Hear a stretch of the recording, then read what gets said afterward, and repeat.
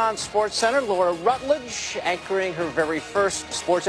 She said, listen, long-held belief, I'm not doing a SportsCenter until the Eagles win a Super Bowl. And so they did it. And finally time. You're here. Yeah, and Tim Hasselbeck, too, also joining us. Hey, by the way, they usually call this coast to coast, but maybe we're like side by side today, chair to chair. Elbow to elbow, something I like that. Okay, yeah, we're all over the place. It is time to dive in, right, Laura? That's right, and not a whole lot of sleep for Eagles fans. They are either waking up or maybe still awake to see the Philadelphia Inquirer headline. It says, at last. So appropriate, guys.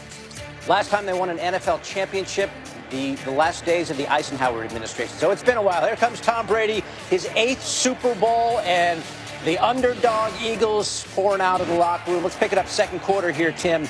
They put in the play Philly special, put it in right before the NFC Championship game. Couldn't use it because it was such a blowout, but they used it here on 4th down. Yeah, that's a brilliant call by Doug Peterson. It's gutsy to go for it in that situation. Many people thought, hey, kick the field goal, take the points. But then to call a play where your backup tight end is going to throw a pass to your quarterback who's never caught a pass. And again, I mean, it's absolutely remarkable that they had the nerve to call it in that situation.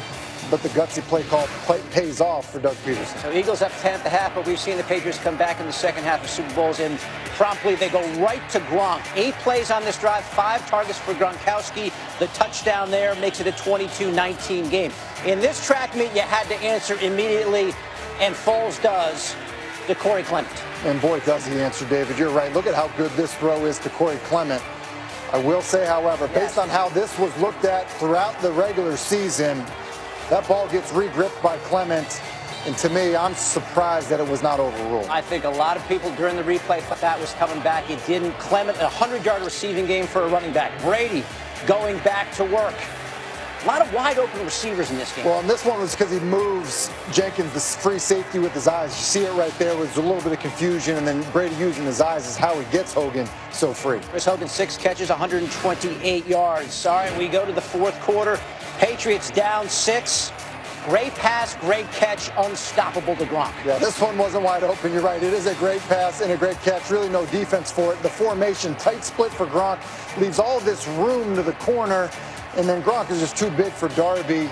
He's able to use his body to go up and get the football. Gisele's fired up. It took 3+ quarters, but the Pats finally grabbed the lead.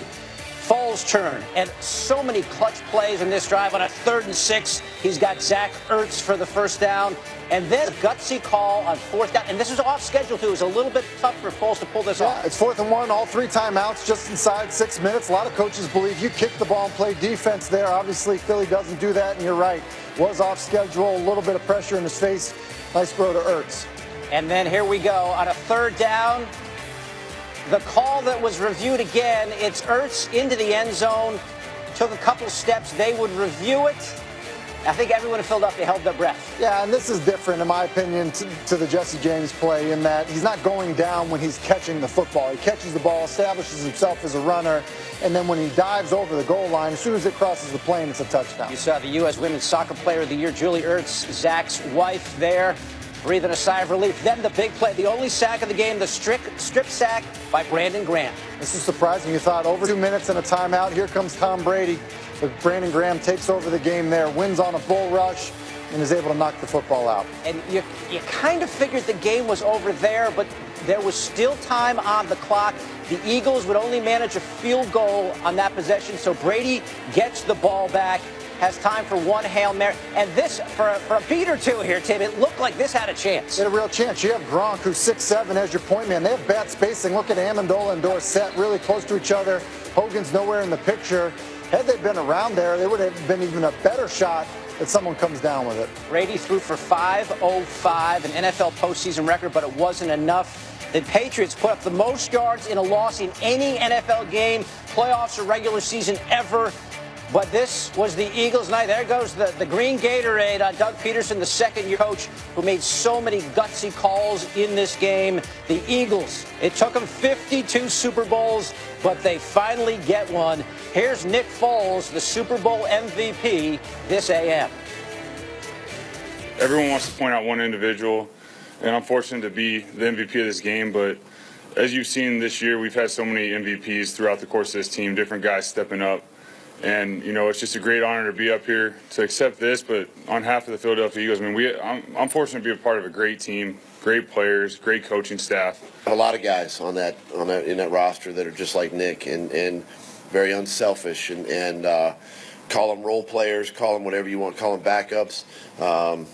You know, these guys helped us win this game, win this championship, and my hat's off to Nick for what he's gone through, for what he's had to ordeal, and sort of you know, block out this past probably 2 months, and excited for him and his family, and well deserving.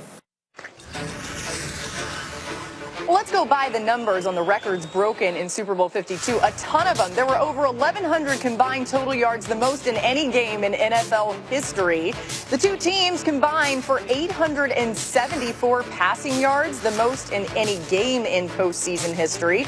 They had broken the Super Bowl record through 3 quarters, by the way. Tom Brady, he threw for 505 yards, the most in any game in postseason history. He now owns the 2 highest passing totals in Super Bowl history. Of course, he wishes he had the trophy. And the teams combined for just 1 sack, tied for the fewest in Super Bowl history. Of course, that 1 sack by Brandon Graham, the strip sack, arguably the biggest play in the game.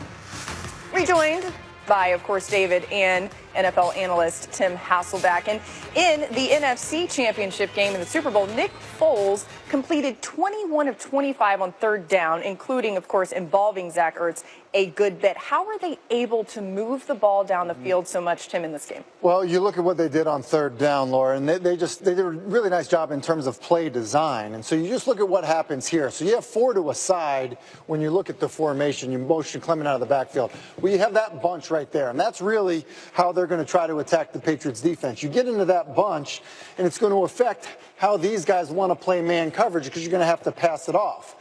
And so what they want to do is they want to run a receiver on his release into the wake of other guys' release. So you're getting a vertical here, you're getting a shallow by Alshon Jeffrey, and Zach Ertz is going to run an angle route. So he's going to be the last one to release, and look how open it gets him. They have to pass it off, and so now he has his body inside the defender, and it's an easy throw for the quarterback, right into his chest, and it's a 1st down. That's a 3rd and 6.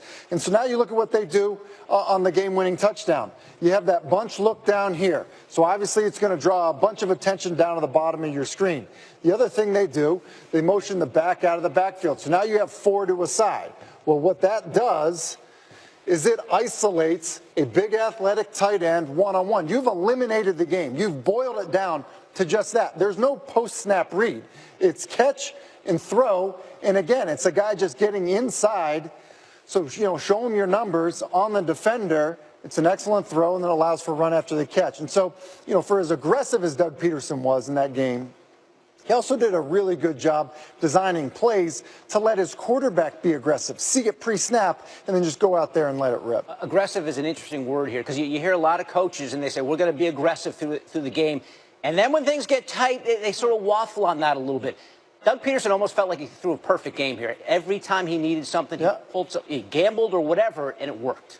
When you think about all the decisions, whether it was on the defensive side of the ball, Malcolm Jenkins on James White, then you look at offensively, the 4th down, the trick play to, you know, you're not playing Madden. There's a magnitude of that call, you know, to say, okay, hey, look, I'm going to have a guy throw a pass in the biggest play of the Super Bowl.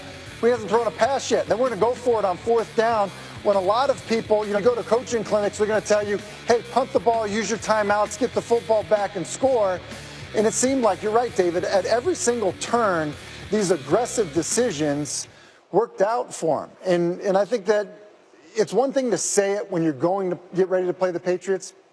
It's another thing to actually do it. Because if that doesn't work out, and Trey Burton throws an interception, it looks awesome. You might not be able to leave your house for 6 months in Philadelphia. So, listen, I think the MVP was Nick Foles, but you can make a case Doug Peterson was the MVP as well. Maybe you should go to Vegas right now, right? Oh, he's on a roll. Exactly. See what happens. He certainly is. All right. Well, plenty more to come here. Tom Brady, by the way, he plans to play forever, it seems like, or at least until his mid-40s.